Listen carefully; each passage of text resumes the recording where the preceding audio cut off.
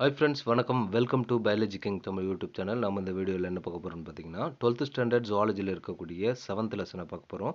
இந்த 7th லெசனில் already 2 videos upload பண்ணியிருக்கோம். அதோட தொடர்ச்சி தான் நம்ம இந்த வீடியோவில் பார்க்க போகிறோம்.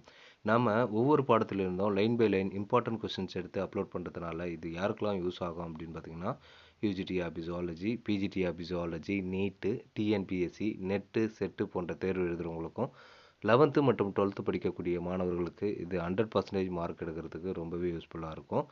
நாம் 25 கொஸ்டினாக ஒரு வீடியோலையும் பார்த்துட்டு வரோம். இது வரைக்கும் நம்ம 11th standard full portion complete பண்ணிட்டோம். 12th வந்து பார்த்திங்கன்னா இப்போ 7th லெசன் போயிட்டுருக்கு. தொடர்ந்து நம்ம வீடியோஸ் அப்லோட் பண்ணிகிட்ருக்கோம். நீங்கள் வந்து தொடர்ச்சியாக நம்ம வீடியோஸ் பார்க்கணுன்னு நினச்சிங்கன்னா சப்ஸ்கிரைப் பண்ணிக்கோங்க. பக்கத்தில் இருக்கக்கூடிய பெல் ஐக்கானை கிளிக் பண்ணி ஆல் என்ற ஆப்ஷனை கொடுத்துக்குங்க. நம்ம ரொம்ப இன்ட்ரெஸ்டிங்காக படிச்சுட்டு வரோம். அதாவது ஒரு கதை மாதிரி அப்படியே ஈஸியாக உங்களுக்கு புரிகிற மாதிரி உங்களுக்கு வந்து நோட்ஸ் எடுத்து, அதாவது கொஸ்டின்ஸ் எடுத்து அதை ஈஸியாக உங்களுக்கு தெளிவாக புரிகிற மாதிரி உங்களுக்கு வந்து நம்ம அப்லோட் பண்ணிட்டு வரோம். வாங்க நம்ம கொஸ்டின்ஸ் பார்க்கலாம். இந்த லெசனோட நேம் என்னன்னு பார்த்தீங்கன்னா மனித நலன் மற்றும் நோய்கள், அதாவது human health and disease. Malaria மனிதர்களுக்கு ஏற்பட கொசு மனிதர்களுடைய இரத்தத்தை உறிஞ்சும்போது தன் உமிழ்நீருடன் சேர்த்து எதை உட்செலுத்துகிறது அப்படின்னு பார்த்தோம்னா ஸ்போரோசோயிட்டுகளை, அதாவது ஸ்போரோசோயிட்ஸ். ஸ்போரோசோயிட்டுகள் மனிதனின் இரத்த ஓட்டத்தில் நுழைந்த பின்பு எந்த செல்களை அடைகிறது அப்படின்னு பார்த்தோம்னா கல்லீரல் செல்களை, அதாவது ஹெப்பாட்டிக் செல்ஸ். ஸ்போரோசோயிட்டுகள் கல்லீரல் செல்களில் பாலிலா பலப்பிளவு, அதாவது ஏசெக்சுவல் ஃபிஷன் முறையில் பெருக்கமடைந்து எதை உற்பத்தி செய்கிறது அப்படின்னு பார்த்தோம்னா மீரோசோயிட்டுகளை உற்பத்தி செய்கிறது. இரத்த சிவப்பணுக்களுக்குள் நுழைந்த மீரோசோயிட்டுகள் என்னவாக வளர்ந்து அளவில் பெரிதாகின்றன அப்படின்னு பார்த்தோம்னா ஒரு செல்லுடைய ட்ரோபோசோயிட்டுகளாக. நண்பர்களே, நம்ம இப்போ அப்லோட் பண்ணுற வீடியோஸ் எல்லாமே உங்களுக்கு பிடிச்சதுன்னா லைக் பண்ணிக்கோங்க, ஷேர் பண்ணுங்கள், கமெண்ட் பண்ணுங்கள், மறக்காமல் சப்ஸ்கிரைப் பண்ணிக்கோங்க. பிளாஸ்மோடியத்தில் முத்திரை மோதிர நிலை, அதாவது சிக்னெட் ரிங் உருவாக காரணம் என்ன அப்படின்னு பார்த்தோம்னா அதன் மையத்தில், அதாவது பிளாஸ்மோடியத்தின் மையத்தில் உருவான நுண்குமிழ் பெரிதாகி சைட்டோபிளாசத்தின் ஒரு புறமாக தள்ளப்படுவதால் அந்த சிக்னெட் ரிங்கு வந்து உருவாகிறது.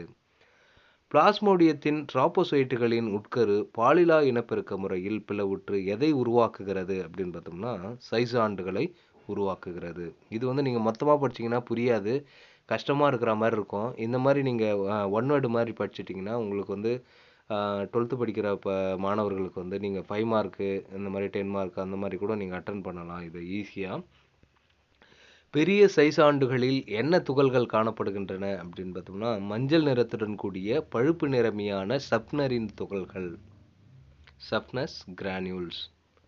பிளாஸ்மோடியத்தின் சைசாண்டுகள் பிளவுற்று ஒற்றை உட்கருவை கொண்ட எதை உருவாக்குகின்றன அப்படின்னு பார்த்தோம்னா மீரோசோயிட்டுகளை உருவாக்குகின்றன. மலேரியாவினால் இரத்த சிவப்பணுக்கள் வெடித்து எதனை இரத்தத்தில் வெளியிடுகின்றன அப்படின்னு பார்த்தோம்னா மீரோசோயிட்டுகளையும் ஈமோசோயின் நச்சினையும். மலேரியாவினால் இரத்த சிவப்பணு வெடிப்பதால் சுழற்சி முறையில் காய்ச்சலும் மற்ற அறிகுறிகளும் ஏற்படுகின்றன. இந்த இரத்த சிவப்பணு நிலை சுழற்சி தோராயமாக எவ்வளவு மணி நேரத்துக்கு ஒரு முறை மீண்டும் மீண்டும் நடைபெறும் அப்படின்னு பார்த்தோம்னா 48 முதல் 72 மணி நேரத்திற்கு ஒரு முறை. பிளாஸ்மோடியத்தின் மீரோசோயிட்டுகள் என்னவாக மாறுகின்றன அப்படின்னு பார்த்தோம்னா மேக்ரோ கேமெட்டோசைட்டுகள் மற்றும் மைக்ரோ கேமெட்டோசைட்டுகளாக மாறுகின்றன. கொசுவின் உடலில் பாதிப்படைந்த சிவப்பணுக்கள் உடைவதால் வெளியேறும் ஆண் மற்றும் பெண் இன செல்கள் இணைந்து எதை உருவாக்குகின்றன அப்படின்னு பார்த்தோம்னா ஊகனைட்டை உருவாக்குகிறது. இது எப்படி இருக்கும் அப்படின்னு பார்த்தோம்னா இரட்டை மைய கரிமுட்டையாக இருக்கும். கொசுவின் குடற்சுவரை துளைத்து செல்லும் ஊகனைட் என்னவாக மாறுகின்றன அப்படின்னு பார்த்தோம்னா ஊசிஸ்டுகளாக மாறுகின்றன. இந்த ஊசிஸ்டுகள் குண்டல் பகுப்பு முறையில் பிளவுற்று எதை உருவாக்குகின்றன அப்படின்னு பார்த்தோம்னா ஸ்போரோசோயிட்டுகளை உருவாக்குகின்றன. ஸ்போரோசோயிட்டுகள் உருவாகும் நிகழ்வுக்கு என்ன பெயர் அப்படின்னு பார்த்தோம்னா ஸ்போரோகோனி என்று பெயர்.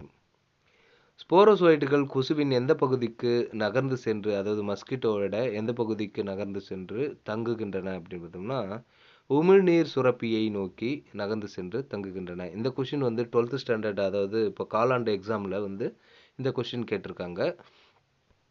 மலேரியாவின் அடைப்பு காலம், அதாவது இன்குபேஷன் பீரியட் எவ்வளவு நாட்கள் அப்படின்னு பார்த்தோம்னா 12 நாட்கள். மலேரியாவின் தொடக்க கால அறிகுறி என்ன அப்படின்னு பார்த்தோம்னா தலைவலி, குமட்டல் மற்றும் தசைவலி. மலேரியா நச்சானது மேக்ரோஃபேஜ் செல்களை தூண்டுவதால் வெளியிடப்படுவது எது அப்படின்னு பார்த்தோம்னா கட்டி சிதைவு காரணி, அதாவது டியூமர் நெக்ரோசிஸ் ஃபேக்டர், அதாவது TNF2 மற்றும் இன்டர்லியூக்கின். மலேரியாவை ஏற்படுத்தும் கொசுவின் லார்வாக்களை ஒழிக்க எந்த மீன்களை வளர்க்கலாம் அப்படின்னு பார்த்தோம்னா கம்போசியா. இது கம்போசியா எதுக்கு வளர்க்குறாங்க அப்படின்னு பார்த்தோம்னா கொசுக்களின் இளம் உயிரியை உண்ணும் மீன்கள். அதனால தான் இந்த மீன்களை வளர்க்குறாங்க. இந்த இந்த மீன்கள் வந்து மலேரியாவின் கொசுக்கள் லார்வாக்களை வந்து பார்த்தீங்கன்னா ஒழிக்க பயன்படுகிறது. கொசுக்களின் இளம் உயிரிகளை கொல்ல பயன்படுத்தப்படும் பாக்டீரியா எது அப்படின்னு பார்த்தோம்னா பேசில்லஸ் துரிஞ்சியன்சிஸ். இந்த கொஷின்லாம் வந்து கேட்கறதுக்கு வாய்ப்பு இருக்குது. ரொம்ப ரொம்ப இம்பார்ட்டன்ட் கொஷின்ஸ் இது எல்லாமே. நம்ம கொடுக்குறது எல்லாமே வந்து பார்த்தோன்னா இம்பார்ட்டன்ட் கொஷின்ஸ் தான். ஈஸியாக நீங்கள் படிக்கிறதுக்கு, அதாவது 25 கொஷினாக ஒரு 5 நிமிஷம் 6 நிமிஷத்தில் 25 கொஷின் படிக்கிறது ரொம்ப ஈஸி. சும்மா நீங்கள் பஸ்ஸில் போகும்போதோ இல்லை வீட்டில் சும்மா நீங்கள் சமையல் பண்ணும்போது கூட நீங்கள் அப்படியே வீடியோ ஆன் பண்ணி வச்சுட்டு நீங்கள் ஆடியோ மட்டும் கேட்டிங்கன்னா கூட உங்களுக்கு போதும். ரொம்ப உங்களுக்கு யூஸ்ஃபுல்லாக இருக்கும். உலக சுகாதார நிறுவனம் எப்போது மலேரியா ஒழிப்பு திட்டத்தை அறிமுகப்படுத்தியது அப்படின்னு பார்த்தோம்னா 1950. உலக சுகாதார நிறுவனத்தின் மலேரியா ஒழிப்பு திட்டம் எதனால் தோல்வியடைந்தது அப்படின்னு பார்த்தோம்னா கொசுக்கள், DDT மற்றும் பிற பூச்சிக்கொல்லிகளுக்கு எதிராக எதிர்ப்பு திறனை வளர்த்து கொண்டதால். 2015 வரை மலேரியாவிற்கான அங்கீகரிக்கப்பட்ட ஒரே தடுப்பூசி எது அப்படின்னு பார்த்தோம்னா RTS எஸ் மஸ்குரிஸ். RTS எஸ் மஸ்குரிஸ் என்ற தடுப்பூசி எத்தனை முறை உட்செலுத்தப்படுகிறது அப்படின்னு பார்த்தோம்னா 4 முறை உட்செலுத்தப்படுகிறது. ஆனால் இது வந்து பார்த்தோன்னா 6 முதல் 12 வயதுக்கு உட்பட்ட குழந்தைகளுக்கு இதை பயன்படுத்த பரிந்துரைப்பதில்லை அப்படின்னு சொல்கிறாங்க. இது வந்து பார்த்தோன்னா 12th புக்கில் இருக்குது. நண்பர்களே, நம்ம இது வரைக்கும் இந்த 7th லெசனில் 3 வீடியோஸ் அப்லோட் பண்ணியிருக்கோம். இன்னும் 2 வீடியோஸ் இருக்குது. தொடர்ச்சியாக நம்ம வீடியோஸ் அப்லோட் பண்ணிட்டு வரோம். உங்களுக்கு யூஸ்ஃபுல்லாக இருக்கும்ன்ட்டு நான் நம்புகிறேன். இந்த வீடியோஸ் உங்களுக்கு பிடிச்சிருந்துன்னா லைக் பண்ணுங்கள், ஷேர் பண்ணுங்கள், மறக்காமல் சப்ஸ்கிரைப் பண்ணுங்கள். தொடர்ச்சியாக நம்ம வீடியோஸ் பார்க்கணுன்னா தொடர்ச்சியாக பார்ப்பீங்கன்னு நான் நம்புகிறேன். சப்ஸ்கிரைப் பண்ணிக்கோங்க. நன்றி நண்பர்களே, மீண்டும் அடுத்த வீடியோவில் சந்திப்போம். நன்றி, வணக்கம்.